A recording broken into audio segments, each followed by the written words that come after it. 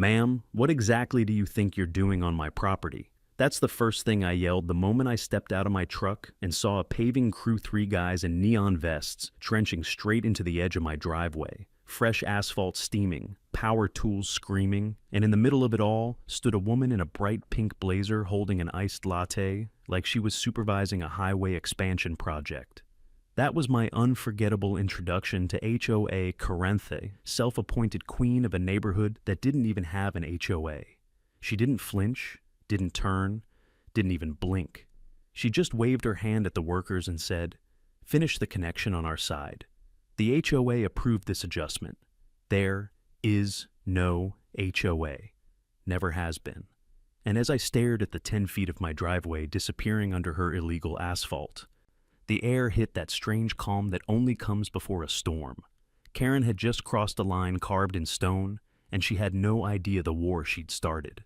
Before we get deeper into this insanity, tell me where you're watching from and what time it is. And don't forget to subscribe for more HOA chaos. When people ask me what my neighborhood used to be like before Karen arrived, I always say the same thing.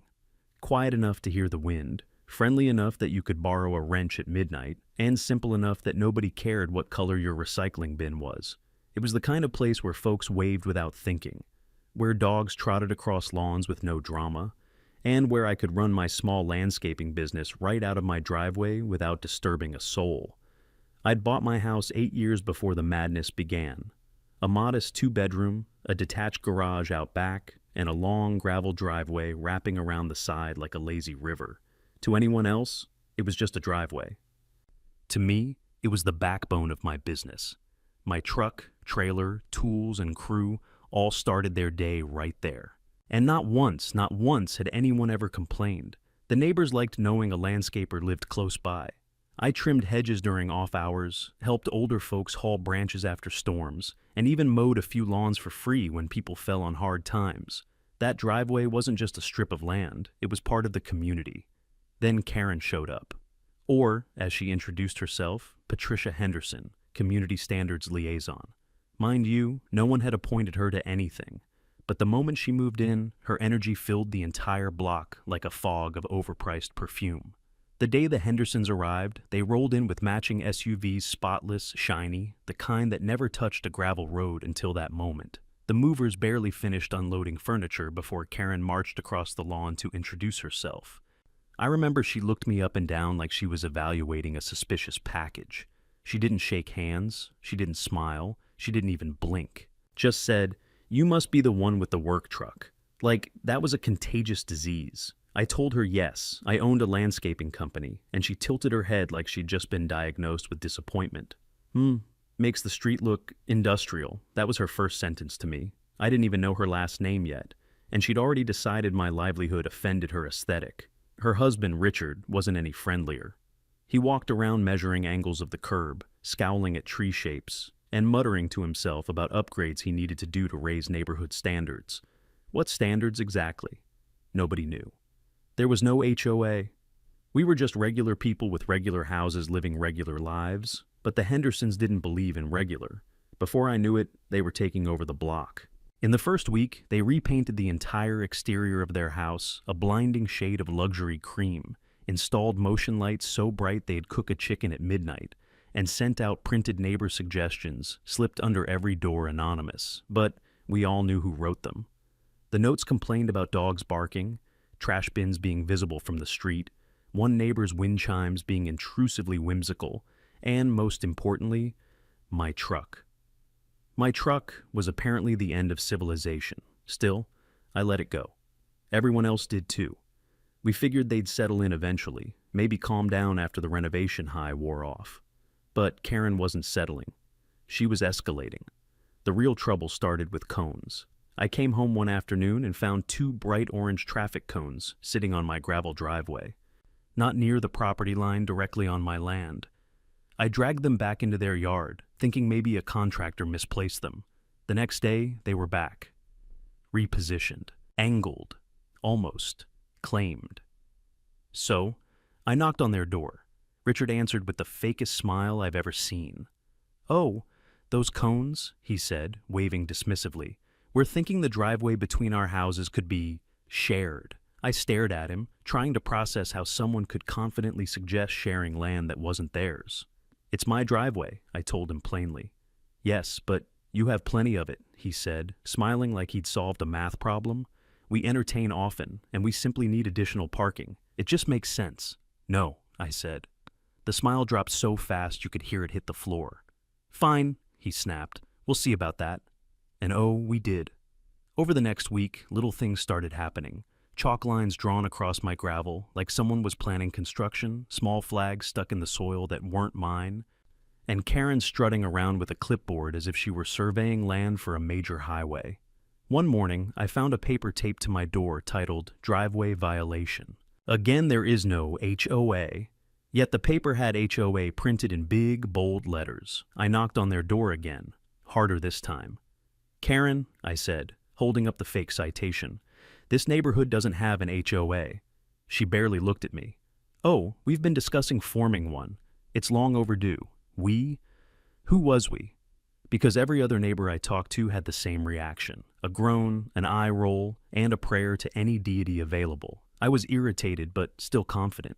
After all, I had paperwork, deeds, maps, surveys. What could she possibly do? Turns out a lot. See, Karen wasn't just entitled. She was delusional enough to think boundaries didn't apply to her. She acted like the universe gave her authority the moment she bought a house. She talked about rules she made up. She left nasty notes on people's cars.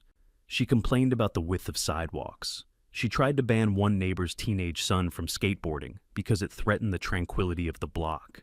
And the strangest part? She delivered all of this nonsense with a soft, polite tone, like she genuinely believed her tyranny was a community service. Then the renovations started. Not their house, but apparently mine. I was loading equipment into my truck early one morning when she walked up with her iced matcha, sunglasses perched in her hair, and that always condescending smile. "You should consider updating your driveway," she said casually. "It's very rustic." "Rustic works for my business," I replied. "Well," she said lightly, "some of us prefer a more refined aesthetic." I shrugged and kept working, refusing to take the bait, but her tone sharpened as she added, "Besides, if we're going to share it, it really should meet HOA standards." "We're not sharing anything," I said. Karen's smile disappeared. "You're being unreasonable." I didn't respond. I didn't need to. The truth had already been said, but in Karen's world, no wasn't a boundary, it was a challenge. That afternoon, she marched around her property with a tape measure like she was preparing for battle. I saw her pointing toward my driveway, drawing something on a clipboard, muttering calculations under her breath. For any normal person, this would have been a warning sign. But Karen didn't operate on normal logic. She operated on delusion, mixed with entitlement, sprinkled with HOA fairy dust. It wasn't until the following week, the week everything imploded, that I realized she had been planning something far bigger than cones and chalk. Up until that point, I had thought Karen was merely annoying, power-hungry, or bored. I didn't yet understand the full truth. She wasn't just playing HOA, she was trying to become the HOA, and she was about to prove it in the most aggressive, outrageous way imaginable by stealing 10 feet of my driveway while I was at work. But that's a story for the next part. I should have known something was seriously wrong the moment I saw Karen pacing up and down her driveway with that tape measure again, dragging it behind her like she was marking a crime scene. I'd seen her do plenty of bizarre things since moving in, but this time, she looked like a general preparing for an invasion. You could practically hear the dramatic music swelling behind her as she kept yanking the tape, snapping it back, pointing toward my driveway, and scribbling frantically on her clipboard. At first, I told myself she was just being herself, a one-woman HOA cosplay who liked pretending she owned the block. But the way she kept staring at my driveway, narrowing her eyes like it had personally insulted her, that was new. And worse, Richard was out there with her, nodding approvingly like she was presenting a multi-million-dollar business plan. I watched them from my porch as I sipped my coffee. The sun had barely risen, but Karen was already in full command mode, barking out instructions to her husband about imaginary property lines. They were both wearing brand new matching jogger sets, as if they dressed specifically to commit a property crime. I swear, it looked like the kind of outfit rich villains wear in movies before they bulldoze a community center. At one point, Karen caught me watching. Instead of stopping, she gave me a smug little wave, the kind of wave you give someone right before you ruin their life. I didn't wave back. Later that day, I saw the cones return to my driveway. Except this time, instead of 2 cones, there were 4 perfectly lined up, color-coordinated with Karen's hideous pastel garden gnomes. I dragged them back onto her lawn, again and again, and every time she would drag them back, planting them deeper into the gravel like she was claiming territory for a future nation called Karenland. Oh, by the 3rd time, I knocked on her door. She opened it with that same tight-lipped smile. "Can I help you?" "You can stop putting your cones on my property," I said. "They're there for safety," she replied calmly, like she was explaining gravity to a toddler. "Safety from what?" I asked. "Improper use of driveways," she said, folding her arms. I stared. "My driveway. Our shared access zone," she corrected. I wanted to laugh, genuinely laugh, but she wasn't joking. Her face was hard as stone, her eyes locked with mine, as if she were daring me to contradict her version of reality. So, I held up my cup of coffee, toasted her sarcastically, and walked home. But the next morning, everything escalated. I woke to the sound of a diesel engine rumbling outside. At first, I thought it was one of my landscaping trucks returning early, but when I stepped onto my porch, my stomach dropped. A full construction crew was parked at the end of the driveway, big equipment, asphalt mixers, the whole setup. And in the middle of it stood Karen, clipboard in hand, sunglasses on, ponytail swaying like she was hosting a home renovation show no one asked for. She saw me and shouted something to the workers. I couldn't hear exactly what she said, but it must have been the HOA version of "go, go, go," because suddenly, men started unloading tools and marking the ground. I stormed down the steps. "What the hell do you think you're doing now?" Karen didn't even hide her satisfaction. "We're connecting the driveways," she said cheerfully, as if she were discussing the weather. "The HOA approved this adjustment. There is no HOA," I repeated, enunciating every word like I was talking to a malfunctioning robot. She shrugged. "Well, the community agrees." "What community?" She smiled sweetly. "Richard and I swear my brain short-circuited." She'd created a 2-person HOA in her head and decided that was all the authority she needed to alter my land. I told the workers to stop immediately. One of them hesitated, but Karen marched right up to him and said, "Ignore him. This section belongs to us. I have the documents." Then she turned to me, her voice dripping with condescension. "You can call the city if you want. I'm sure they'd love to hear your thoughts." For a split second, I wondered if I should call the police immediately. But the crew was already rolling out asphalt, and my brain couldn't process the level of delusion happening in real time. It felt like I'd stepped into a parallel universe, one in which a suburban woman could simply claim land with the power of confidence and an iced latte. I watched helplessly as they laid down a fresh 10-foot strip of asphalt across the edge of my driveway, smooth, black, perfectly blended into hers. It looked like one single connected driveway now, a driveway I hadn't authorized, asked for, or ever agreed to share. By the time I gathered myself enough to object again, the work was nearly done. Richard stepped outside holding a mug of coffee that said, "Boss Man," smirking like he had just conquered a small country. "Looks great, doesn't it?" he called out. "Really improves the flow of traffic." My blood boiled. "You just paved over my property." "No," he corrected smugly. "We improved our property." Karen nodded, sipping her latte. "You're welcome." I went home, grabbed my deed, my plot map, and the original survey, and marched back. Karen was now overseeing the installation of little landscape lights along the edge of the new asphalt, humming to herself. "Here," I said, thrusting the documents toward her, "you're on my property. This is all mine." She didn't take the papers. She didn't look at them. She didn't even blink. "My survey says otherwise," she said calmly. "What survey?" I demanded. She smiled like a villain revealing a twist. "Richard measured it yesterday." I blinked. Slowly. "You mean he used a tape measure? It was very official," she insisted. "This is legal documentation," I said, waving my papers. "That is a tape measure." Karen crossed her arms. "I trust his measurements." I walked away before I said something that would land me in jail. That night, I spent hours reviewing every legal document I had, calling my cousin who's a paralegal, and double-checking property maps. Everything confirmed the same thing. The Hendersons had trespassed, vandalized my property, built on my land, and acted like they were entitled to it. The next morning, Karen was already out there, admiring her handiwork.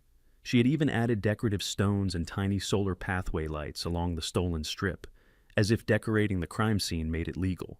Later that week, she started parking her SUV right on the stolen section every day just to remind me that she had claimed it. She even had the audacity to complain when my landscaping trailer blocked her view. She left a note on my door one afternoon that read, "Please move your truck. It obstructs the aesthetic appeal of the shared driveway." I crumpled it and tossed it into the trash. But that note, her arrogance, and their blatant trespassing did something inside me. It pushed a button I didn't know I had. Because at that point, it wasn't just about the driveway anymore. It was about respect, about boundaries, about one deeply confused woman who thought she could do whatever she wanted because her clipboard said so. And in that moment, something clicked in my brain, the same click you hear before a mousetrap snaps shut. If Karen wanted to play games on my property, I would show her how the game was really played. And the first move? Oh, it was going to be legendary. The morning everything truly spiraled out of control started off unsettlingly quiet. Too quiet. Normally I'd hear birds, the hum of far-off lawnmowers, maybe a distant leaf blower from one of my guys starting early. But that morning, the silence felt staged, manufactured. Like the world was holding its breath for something terrible. I walked outside with my coffee and froze. My driveway, the one I'd used peacefully for 8 years, wasn't just paved over now. It was being accessorized, embellished, decorated like the grand entrance of a mansion in Beverly Hills.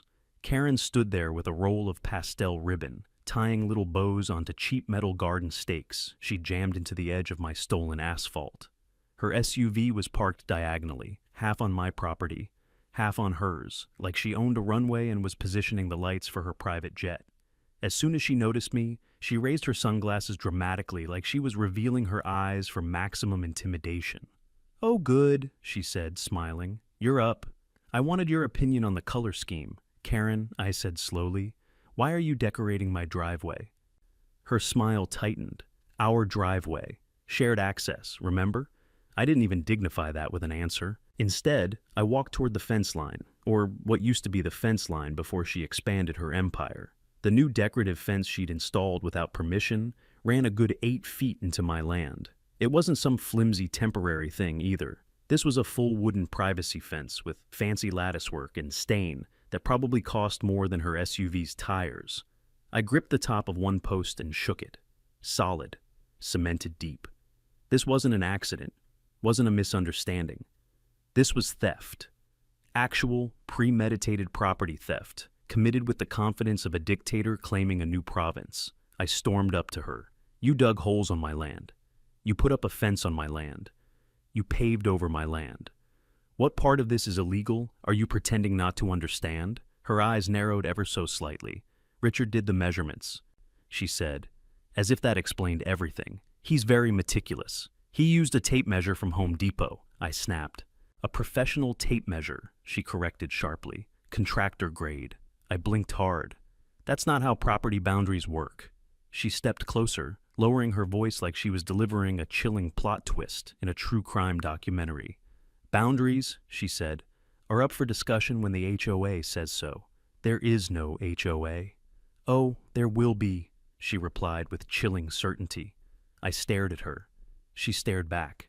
It felt like a showdown in a Western, except instead of guns, we were armed with paperwork and pure rage.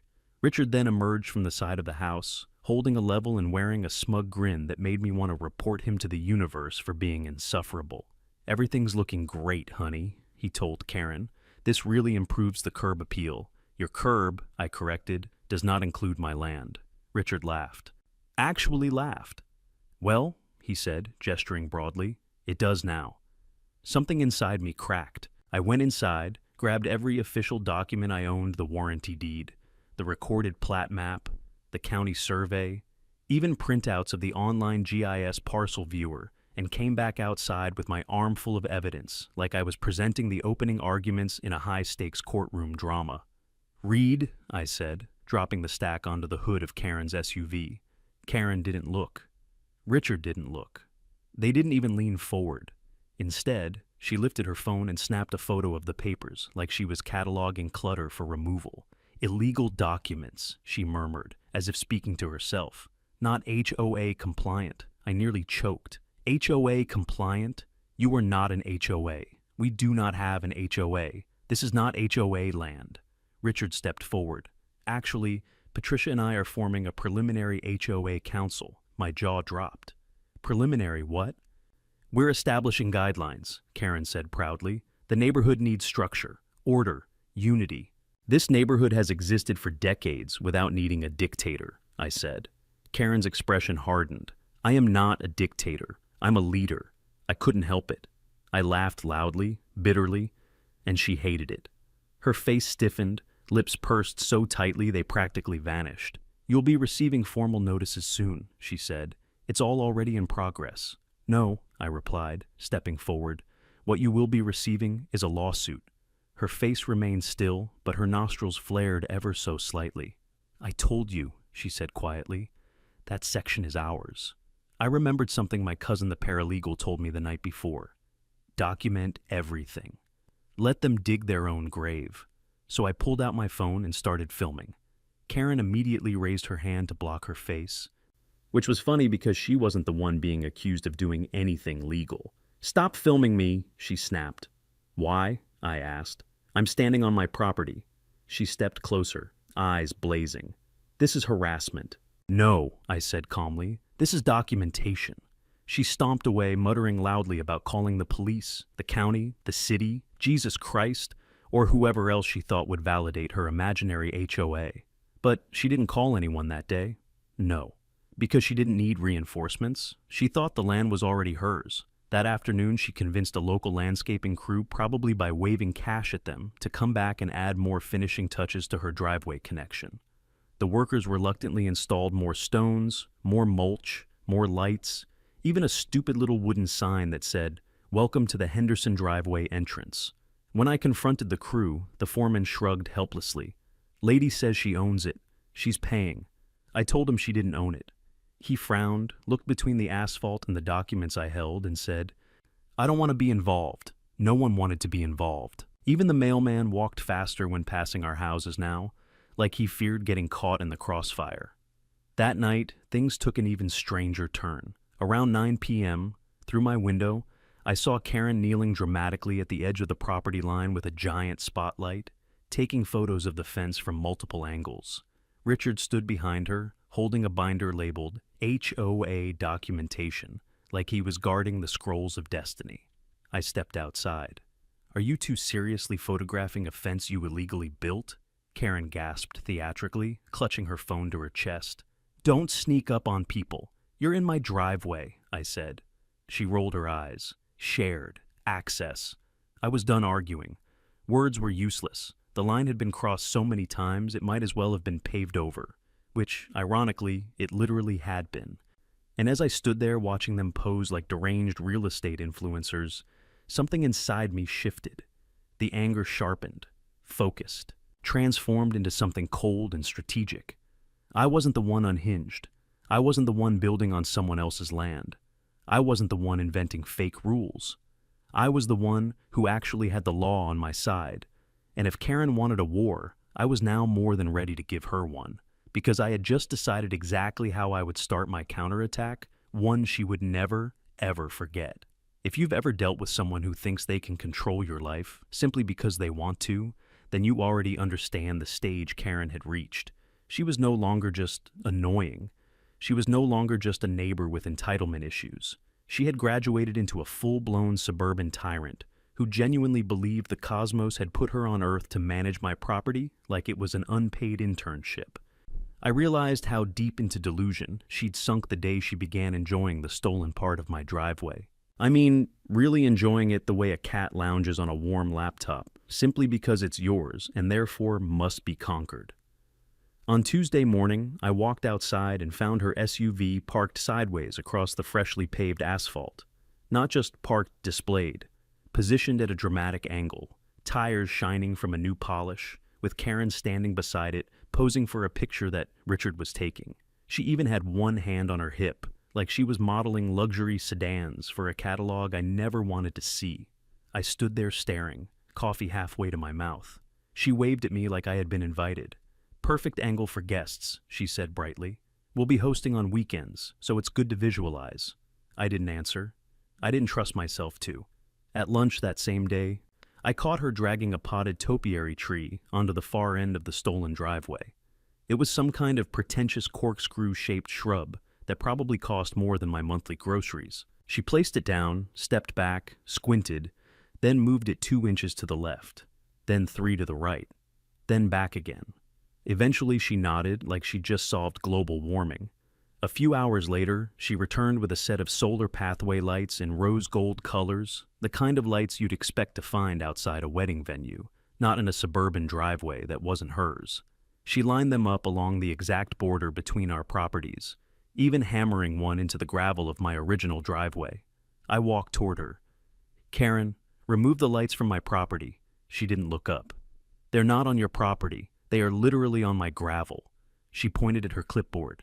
"According to the adjusted HOA map, that section is under shared landscaping jurisdiction." I wanted to scream, actually scream, instead. I took a deep breath and said, "There is no HOA jurisdiction. There will be," she said under her breath, and kept hammering. But the final straw wasn't the parking, or the lights, or the cones, or even the fence. It was the Thursday night dinner party. I had just gotten home from a long job, sweaty, hungry, and ready to collapse on the couch. But instead of peace, I walked into a panorama of madness. Cars lined the street. Music blasted from the Henderson backyard. People I'd never seen before were carrying wine bottles and charcuterie boards from their trunks, and every single person was parking on my driveway. My driveway, the one Karen didn't own, the one she'd illegally paved into, the one her fake HOA now treated like a public lot. I couldn't believe it. There were 3 sedans, a minivan, and a sport coupe all occupying the stolen section. One guest even backed up halfway onto the gravel portion that was unmistakably mine, parking so badly that I could see one tire sitting on the grass. Karen spotted me. Her face lit up. "Oh good, you're home," she chirped. My sister and her husband needed a spot close to the door. I stared at her. "They're parked in my driveway." She blinked. "Shared driveway?" "It's not shared." She smiled sweetly like she was talking to a confused toddler. "Well, it is now." I didn't reply. I didn't trust myself not to commit a felony. Instead, I walked around the house to cool off. But as I did, I overheard her telling her guests, "He's been very difficult about the transition, but we're being patient. Change can be hard for some people." The way she said some people made it clear she thought I was a caveman discovering fire. One guest asked, "Is it really your driveway now?" "Oh, absolutely," she said confidently. "We're forming a formal HOA next month. He'll have to comply." Comply. The words simmered in the air like poison. When I came home the next day, the guests were gone, but the mess wasn't. There were tire tracks across my gravel. One of the rose gold pathway lights had been knocked over, a used napkin blew across the driveway, and Karen had left me a handwritten note taped to my front door. "Please refrain from leaving large work equipment in the driveway during visiting hours.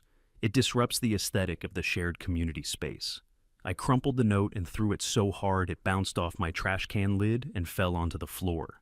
I left it there. I didn't even care. The next morning, Karen had escalated again. I found a printed HOA violation warning pinned to my mailbox. It accused me of blocking shared access, failing to maintain community standards, and disrespecting parking regulations.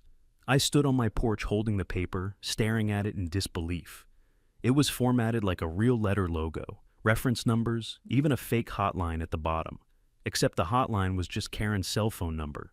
Neighbors saw me holding it and immediately rushed over. "Did she give you one too?" "She tried to find me for my garden hose." "She left me a warning for hosting a birthday party. For a 6-year-old. She slapped a citation on my recycling bin. Said it was off-theme? What does that even mean?" That's when it hit me. I wasn't the only victim. Karen wasn't targeting just me, she was targeting everyone. She just happened to be vandalizing my property the most, because I was the closest threat to her imaginary HOA empire. The neighbors started venting, whispering, asking what could be done. But no one wanted direct confrontation. Everyone had jobs, families, lives. They didn't have time for suburban warfare. But I did. And more importantly, I had something Karen didn't have. A legitimate claim. Legal documentation, evidence, reason. She had a clipboard. I had the law. And I also had something else, something even more powerful. Patience. Because I knew the perfect moment to strike wasn't while she was at her height of smug victory. It was when she least expected it. A neighbor, old Mr. Murphy, who had lived there since the 70s, pulled me aside that afternoon and whispered, "Son, you're dealing with a special kind of crazy. Be smart. Don't let her get under your skin. You'll win this eventually." People like her always trip over their own arrogance. His words stuck with me, because arrogance is predictable, and predictable behavior can be used against someone.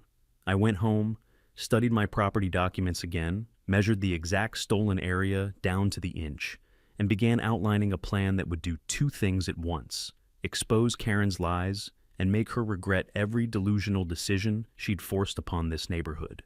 The idea didn't hit all at once. It came slowly, a small spark at first, then a full-blown wildfire of strategic brilliance. If Karen believed she could take my property, then I would show her what someone legally owning property could really do with it. She liked to decorate stolen land? Fine. I would decorate it too, just not the way she anticipated. The gears in my mind were turning. The fury was simmering, sharpening, focusing, and the perfect plan, the one she could never predict, was forming right before my eyes. People think revenge always comes from rage, that it explodes out of you in a heat wave of impulsive, reckless decisions. But the truth is, real revenge, the good kind, the lawful kind, the kind that delivers maximum satisfaction, doesn't come from anger at all. It comes from clarity. The kind of clarity that arrives after you've been pushed past your limit, stood toe-to-toe with insanity, and realized the only way to survive is to outsmart the lunatic who thinks they own the world. I spent a full evening sitting on my back porch, staring at the stolen driveway, sipping a cold beer, and replaying Karen's behavior over and over like a detective studying a suspect's patterns. Every smug smile, every fake violation, every imaginary HOA rule she conjured into existence. And then it hit me. She wanted my driveway? She wanted to manage my land? Fine. I'd give her something to manage, something heavy, something inconvenient, something beautifully, legally disruptive. The plan formed so suddenly and perfectly in my mind that I laughed a deep, satisfied laugh I hadn't felt in months. I don't know if it was karma, divine intervention, or the ghost of a fed-up land surveyor whispering in my ear, but whatever it was, it delivered the exact idea I needed. Mulch. A mountain of mulch.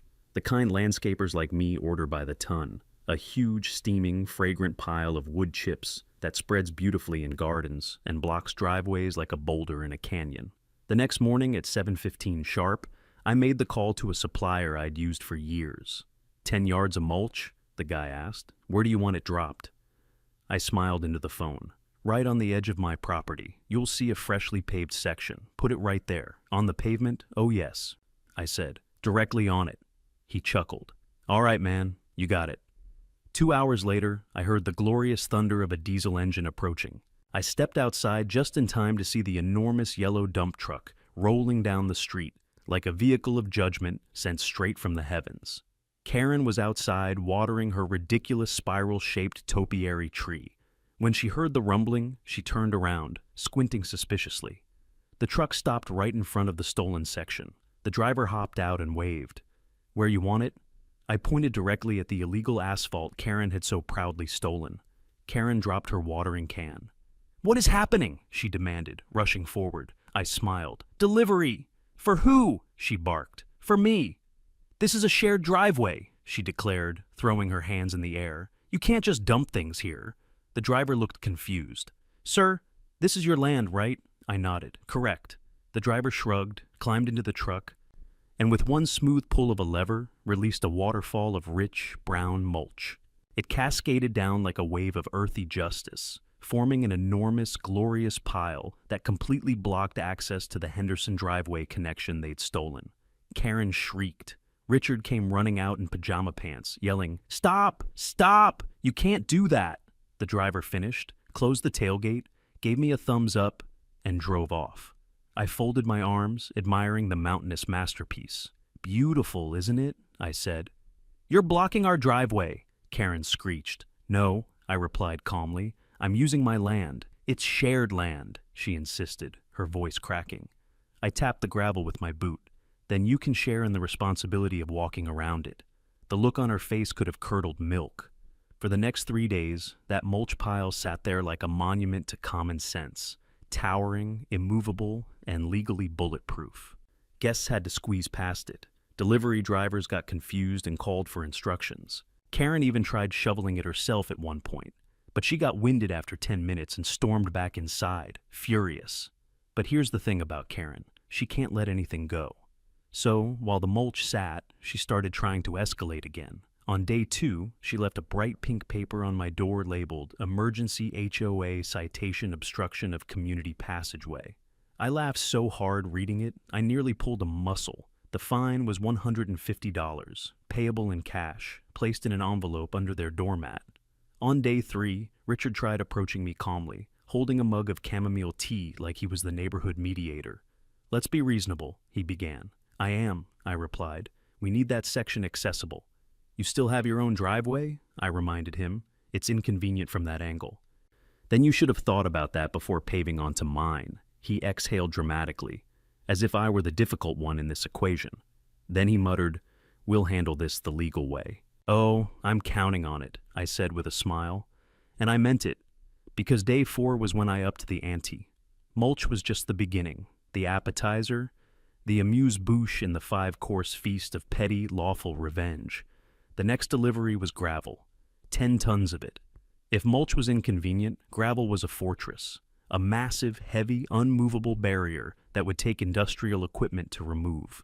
I ordered it early in the morning. By noon, the dump truck arrived, bigger this time, louder, carrying a load that shimmered in the sunlight like an avalanche made of stone. Karen must have sensed the incoming disaster, because she bolted out of her front door in slippers, screaming, "No, no, absolutely not, stop." The driver ignored her. He had his instructions. Legal instructions. I pointed at the asphalt, same spot as before. Karen shrieked so loudly a dog 3 houses down started barking. Within minutes, 10 tons of gravel poured out, swallowing the stolen driveway entirely. The sound was magnificent, like thunder, like victory. Like the universe sighing in relief that someone had finally dealt with the chaos of HOA Karen. She tried pleading. She tried threatening. She even dialed her phone with trembling fingers and screamed, "Get the police here, now!" And for once, I was delighted she did, because the police arrival was the cherry on top. The officer walked over, examined my property documents, walked to Karen's illegally built fence, then paced back and forth along the asphalt. Then, he sighed and looked dead at Karen. "Ma'am," he said, "this is clearly his property." Karen sputtered, But he's blocking our driveway." The officer shrugged. "Then, maybe you shouldn't have built on his." It was one of the finest sentences ever spoken to me. Karen's jaw dropped. Richard tried arguing but got nowhere. And the officer, a seasoned professional who likely dealt with dozens of Karens in his career, simply said, "This is a civil matter. He's not breaking the law. You are." The embarrassment on their faces was worth more than the driveway itself. But I wasn't done. Not even close. Because the final phase, the poetic, devastating finale, was still to come. And let me tell you, Karen had absolutely no preparation for what I was about to place on that property line. It wasn't heavy. It wasn't dangerous. It wasn't illegal. And it certainly wasn't subtle. But it would be unforgettable. If you think the gravel incident was enough to humble Karen, then you've never met a true HOA-bred egomaniac before. Normal people experience embarrassment and pull back. Normal people hear a police officer say, "You're in the wrong," and take a moment to reflect on their actions. Karen? Oh no. Karen absorbed that humiliation like a solar panel absorbs sunlight, storing it deep inside so she could weaponize it later. For the next 2 days, she sulked around her property like she was the tragic heroine of a soap opera. She'd stand dramatically at the edge of the gravel, hands on her hips, staring at the mountain like it was a fallen monument of her empire. Sometimes she'd poke at the rocks with a broomstick, as if nudging them would magically make them disappear.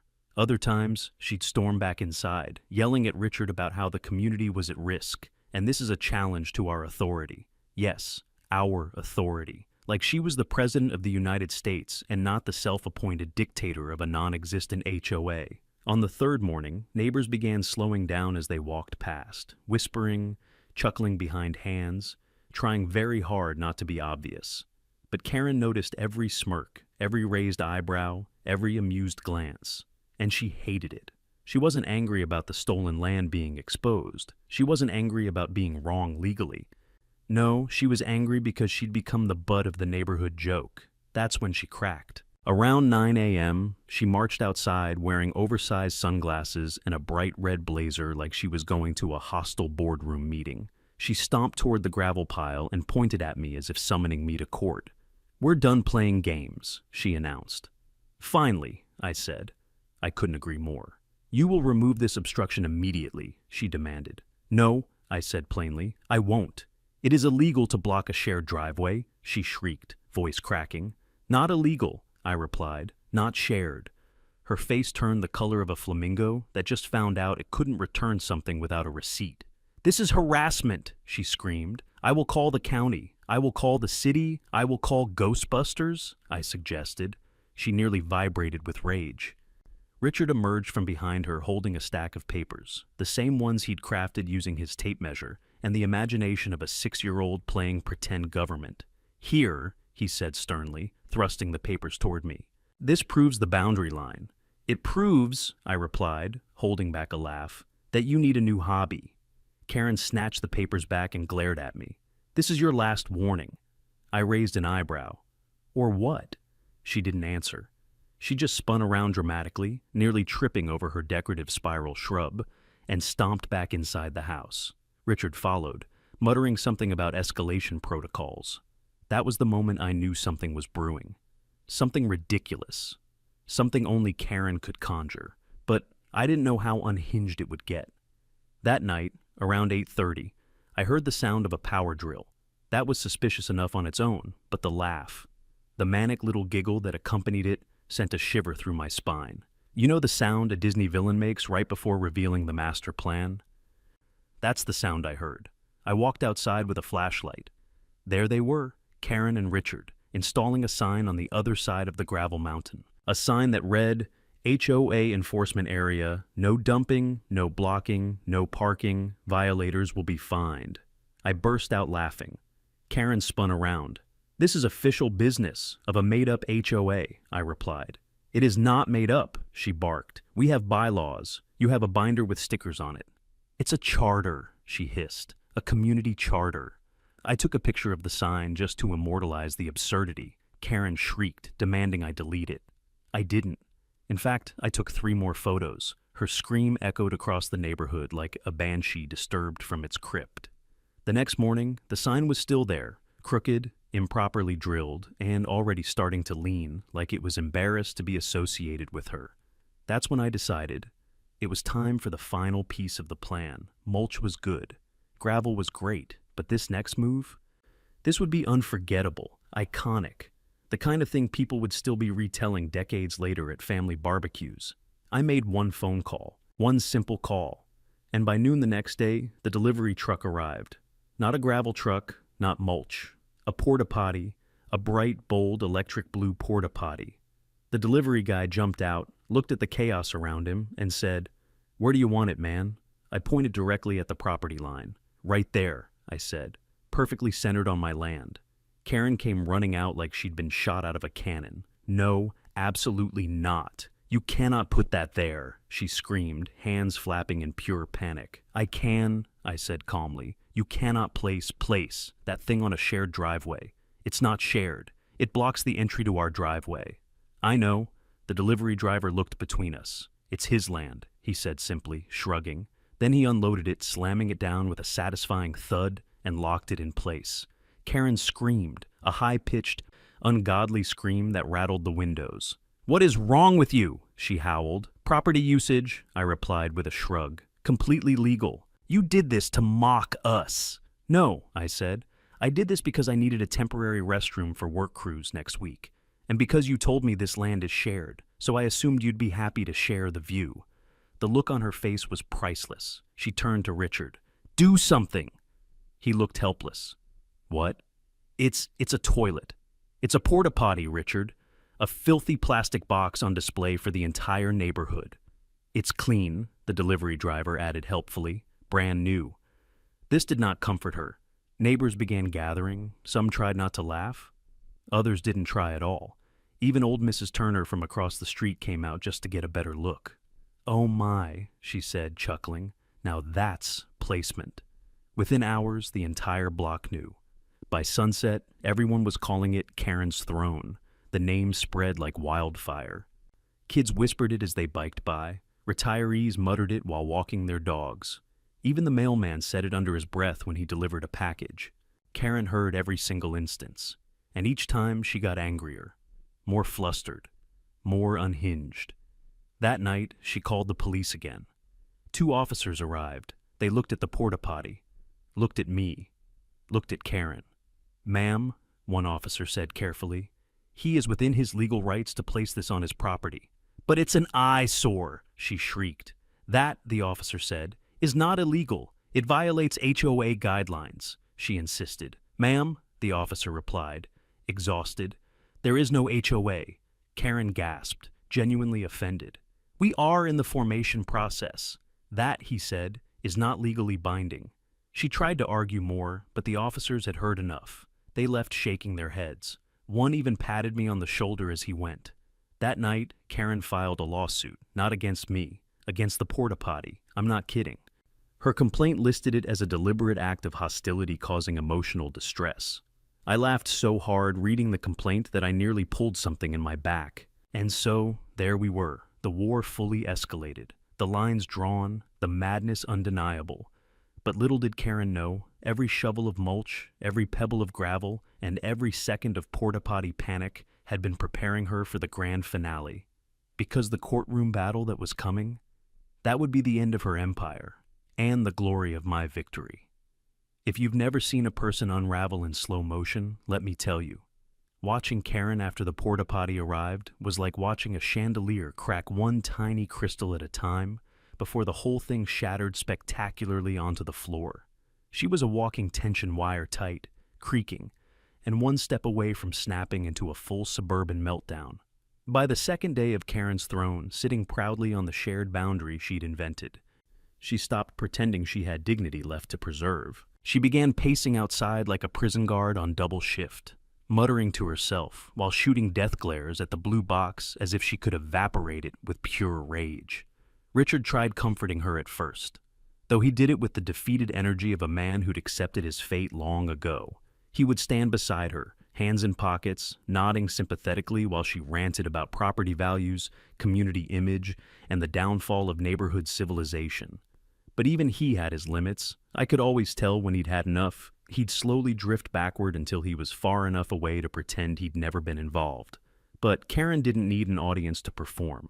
One afternoon, I caught her filming the porta potty from at least 6 different angles, narrating some sort of dramatic monologue for her phone, like she was creating a documentary about crimes against humanity. "This," she said breathlessly, circling the structure, as if documenting a dangerous predator, "is what happens when neighbors abandon decency.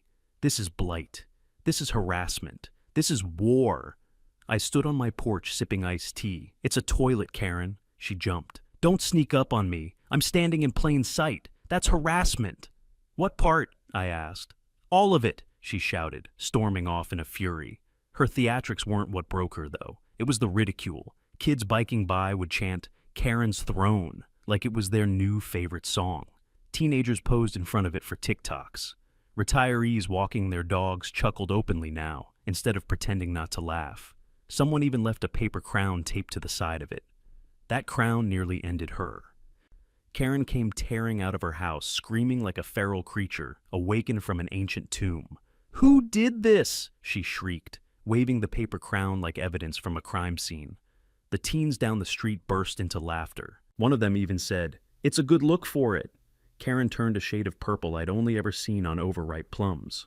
"Of course," she blamed me. "This is your doing," she yelled, stomping up to my porch. I looked at the crown dangling in her hand. "If you think I'm talented enough to inspire the entire neighborhood to mock you in unison, I'm flattered. You're encouraging them." "I'm barely doing anything," I replied. Actually, I'm enjoying the peace. Peace? How can anyone live like this? She screamed, pointing at the porta potty, as if it were a nuclear weapon. Pretty comfortably, actually. She stormed off again. Richard trailed behind, whispering something about maybe letting things calm down, which was ironic because the only way Karen ever calmed down was if someone tranquilized her like an angry zoo animal. And so, as the porta potty stood firm and the gravel refused to magically vanish, Karen moved to her next tactic. She began recruiting, which would have been concerning if anyone respected her enough to join her cause. But watching her attempt it was comedy gold. I'd hear her knocking on doors, spewing propaganda like a suburban dictator running for HOA president of a town of 3. She carried binders, flyers, handouts, none of which had been requested by a single soul. Her pitch went something like, "Our community is under threat. Standards are collapsing. Property values are plummeting. We need leadership. We need order. We need me." Whatever she said next was usually drowned out by a door closing. One guy literally shut the door in her face mid-sentence and yelled, "Lady, you've been here 4 months." Another neighbor chimed in, "We don't want an HOA." We moved here to avoid one. Karen returned home every time looking more defeated, only to re-emerge moments later with a new strategy, a new binder, and the same delusions of grandeur. By now, the stress was eroding her entire facade. She stopped wearing makeup. Her hair was always frizzy. She swapped her stylish blazers for oversized hoodies that said things like, "I don't need Google, my husband knows everything," which felt like a personal cry for help. Her lawn began to suffer. The spiral topiary lost shape. Weeds popped up.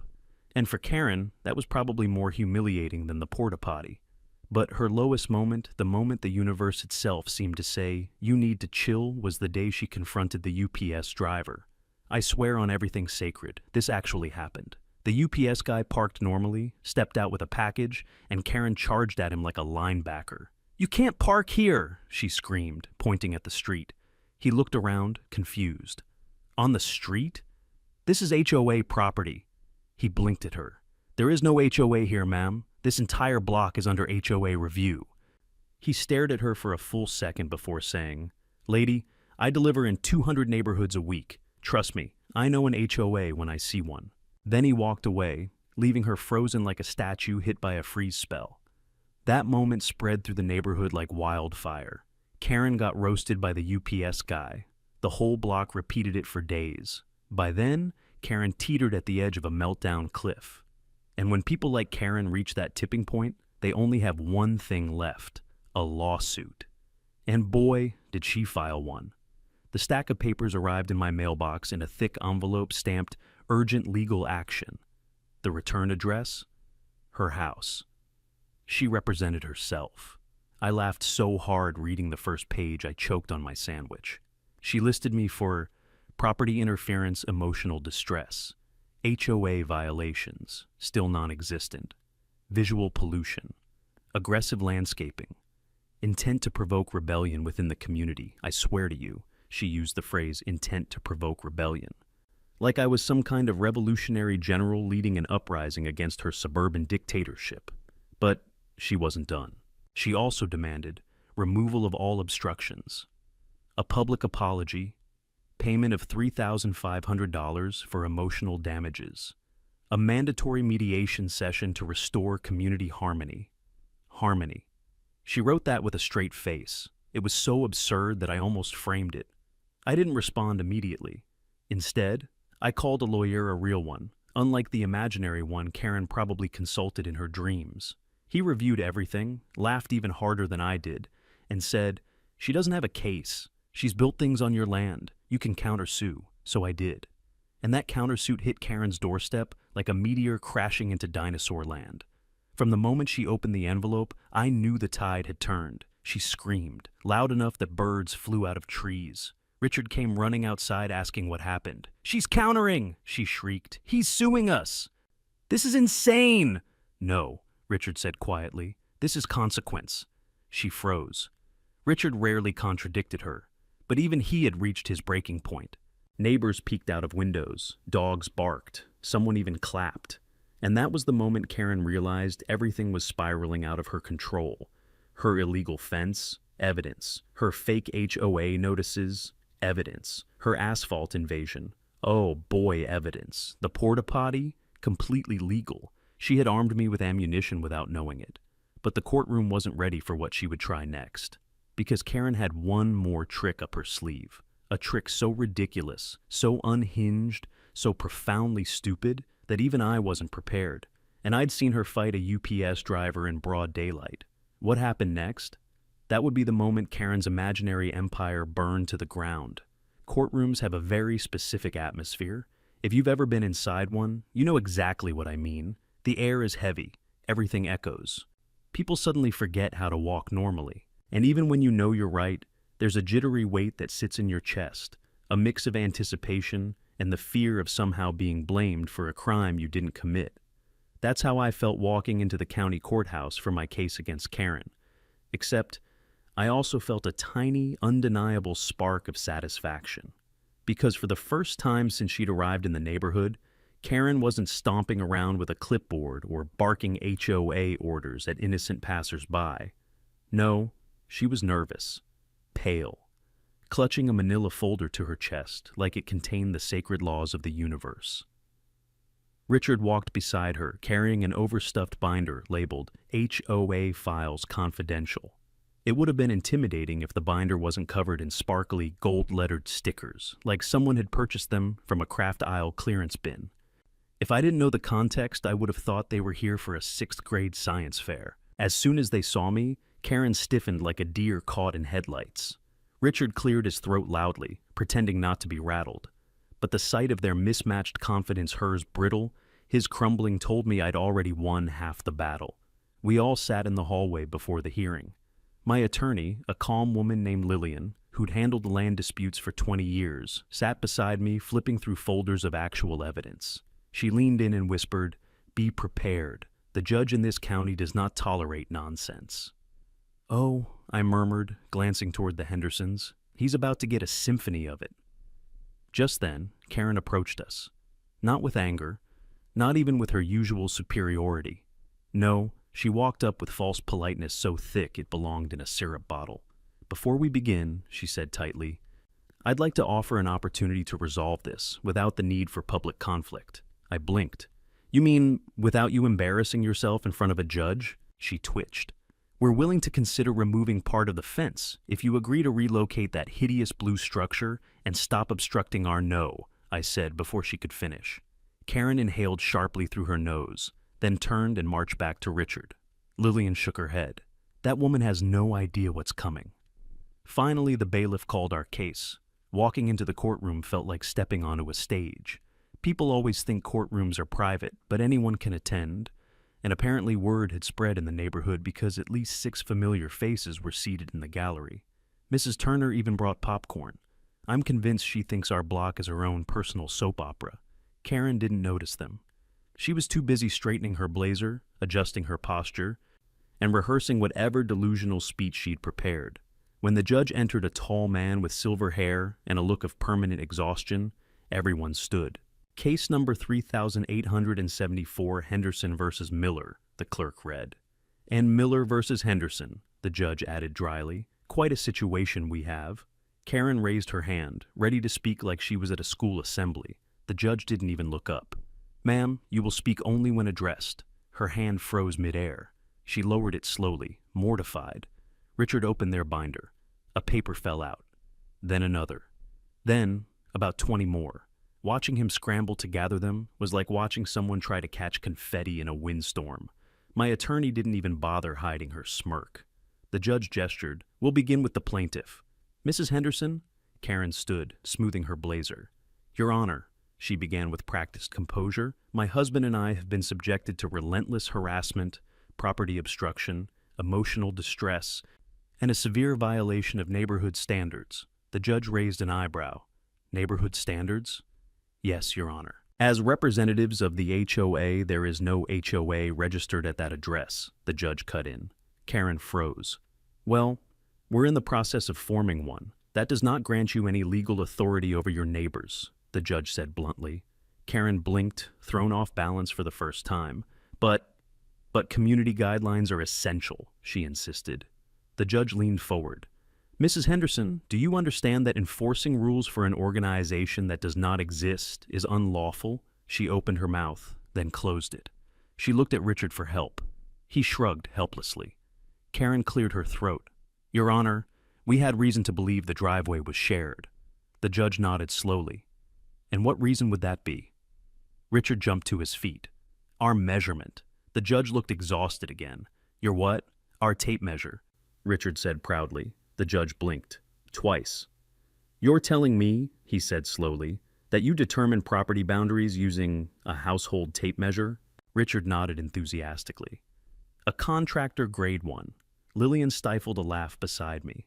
The judge's eyes drifted to me. Mr. Miller, do you have your deed and survey documentation? Right here, Lillian said, standing and presenting a neatly organized binder. The judge flipped through it, nodding as he read official county stamps, certified surveys, and aerial maps. Mrs. Henderson, he said after reviewing everything, every legal document shows the disputed area as belonging entirely to Mr. Miller. Karen's mouth dropped open. She looked like someone had unplugged her personality. That can't be correct, she whispered. It is, the judge replied. But the fence, the asphalt, our improvements were built on someone else's property, the judge said, his voice sterning, which is illegal. Karen made a strangled noise. We were simply making community improvements. There is no community authority granting you that power, the judge reminded her sharply. You acted unilaterally and unlawfully. Karen's eyes darted to the gallery.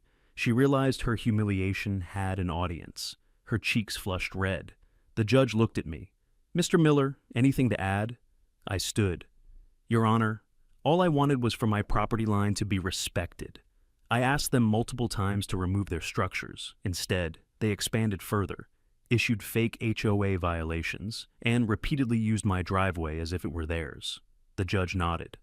Understood. Then came the twist I didn't expect. The judge turned to Karen. You mentioned having a survey performed. Do you have a licensed surveyor present today? Karen exchanged a panicked look with Richard. We didn't hire a licensed surveyor, but you submitted a sketch labeled as a survey? The judge asked. It was an estimate, she whispered. The judge sighed so deeply it echoed in the courtroom. Bring the contractor forward, he ordered. Karen stiffened. The contractor? Yes, ma'am, the judge said. The one who performed the paving. Karen hesitated. Richard avoided my eyes. The bailiff left and returned minutes later with the paving contractor, a large man with tired eyes who clearly had somewhere else he'd rather be. He stepped forward. The judge asked, Did the homeowners tell you they owned the land you paved? The contractor nodded. Yes. They said their neighbor abandoned it. And did you question the lack of permits? The judge asked. The contractor swallowed. Honestly, Your Honor, they paid in cash. I didn't ask. Karen let out a horrified gasp. You weren't supposed to say that, the contractor shrugged. I'm under oath. The judge pinched the bridge of his nose. Mrs. Henderson, this is blatant trespassing and unauthorized construction. Karen sputtered. But he said, but the boundaries, but the HOA. There is no HOA, the judge said firmly. And even if there were, it would not override county property records. Karen looked like a marionette whose strings had just been cut. All the fight drained out of her. Finally, the judge delivered his decision. In this case, he said solemnly, the court rules in favor of Mr. Miller. Karen made a strangled noise again. The Hendersons will remove their fencing, asphalt, lighting fixtures, and any other installed elements from Mr. Miller's property. Furthermore, they will be responsible for restoring the land to its original condition. Richard sat down hard, as if gravity suddenly doubled. Additionally, the judge continued, the Hendersons will pay Mr. Miller's legal fees. Karen let out a dramatic, wounded gasp, identical to the sound someone might make if stabbed by a decorative topiary. And finally, the judge added, cease and desist from issuing any communications or enforcement notices under the title of HOA. Any further attempts will result in fines. Karen covered her face in her hands. She wasn't crying. She was hiding from reality. When the judge dismissed the case, the gallery actually applauded. He glared at them, but even he couldn't hide a tiny smirk. As I walked out of the courtroom, I passed Karen in the hallway. She looked up at me, defeated, humiliated, silent. For the first time since she moved in, she had absolutely nothing to say. But I did. Next time, I said softly. Measure twice before stealing. Her face twitched. I didn't stop walking. Walking out of the courthouse with a judgment in my favor should have felt like the end of the war, a triumphant victory march, trumpets blaring, neighbors cheering, confetti falling from the sky. And in a way, it did feel victorious, but more than that, it felt quiet, peaceful. The kind of peace you only appreciate after enduring months of insanity, manipulation, and battles you never wanted to fight. The moment I stepped outside, the sunlight hit my face, warm and clean, like the universe was finally exhaling after holding its breath for too long. Lillian, my attorney, handed me a copy of the judge's signed order, a crisp, beautiful piece of paper that essentially said, "This is your land. They messed up. They pay. A masterpiece, frame-worthy. Congratulations," Lillian said. "Not many people win property cases this cleanly." I nodded, feeling the tension finally slip from my shoulders. "Thanks for everything." "Just promise me one thing," she said, stuffing her papers back into her bag. "If they try anything else, don't handle it yourself. Call me first." I grinned. "I'll try." She gave me a look that said, "You won't, but okay," then headed to her car.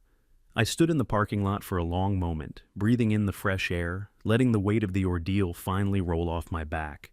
I expected to feel anger, or resentment, or the lingering irritation that usually comes after surviving a long, exhausting conflict. Instead, what I felt most was gratitude. Not gratitude for the harassment, the fake HOA notices, the stolen driveway, or the emotional whiplash Karen had inflicted on the entire neighborhood, but gratitude that it was over, and gratitude that through all of it, the truth held up exactly the way it should. On the drive home, I wondered what kind of state the Hendersons would be in. Would they already be dismantling their fence? Would Karen be waiting with another bizarre declaration of HOA supremacy? Would Richard be outside sulking while clutching his binder of glittery official documents? But when I turned the corner onto our street, the scene I found was even better than I imagined. Karen was sitting on her porch steps with her face buried in her hands. Richard stood behind her with the defeated posture of a man who'd realized he had married a demolition team disguised as a woman. The fence section closest to the street was already partially taken down, boards leaning in awkward angles, cement chunks scattered across the grass. The paving crew, the same one Karen hired months earlier, was now back, reluctantly jackhammering through the asphalt they'd illegally installed. The workers were visibly irritated, probably regretting every moment of agreeing to do off-the-books work for an HOA wannabe with a clipboard. The sound of asphalt breaking apart echoed through the neighborhood like justice ringing from the heavens. One of the workers saw me and nodded. "You won," he called out. "I did," I said. He gestured toward Karen with a sympathetic shrug. "She's something. You have no idea." Karen looked up, then eyes red, hair disheveled, expression hollow. For once, she didn't have a single snarky comment or delusional explanation ready to launch. She just looked tired, small, human. It hit me then that I didn't actually hate her. I hated what she did, the way she acted. The way she bulldozed through boundaries, literal and metaphorical, with the reckless confidence of someone who believed consequences were optional. But seeing her like this, well, even villains look different when the mask falls. She stood slowly and walked toward me. Richard tried stopping her, but she brushed him aside, head held stiffly even though her spirit had clearly cracked. She stopped 3 feet away, as close as she could get without seeming like she was surrendering. "I hope you're satisfied," she said quietly, voice shaking. I studied her for a moment. The old me might have thrown a jab, a sarcastic remark, a victory lap. But I'd spent enough time in the trenches with her insanity to know that some battles don't need a final punch. "I didn't want any of this," I said. "I just wanted you to stay on your property." She swallowed, jaw clenched. "We thought we were in the right. You weren't." Her eyes flickered embarrassment, humiliation, and maybe the tiniest shred of understanding. "I didn't mean for it to get this out of hand," she murmured. I raised an eyebrow. "You built a fence on my land." She winced. "You paved part of my driveway." She nodded stiffly. "You created a fake HOA." She closed her eyes. "Okay, yes, that part was excessive."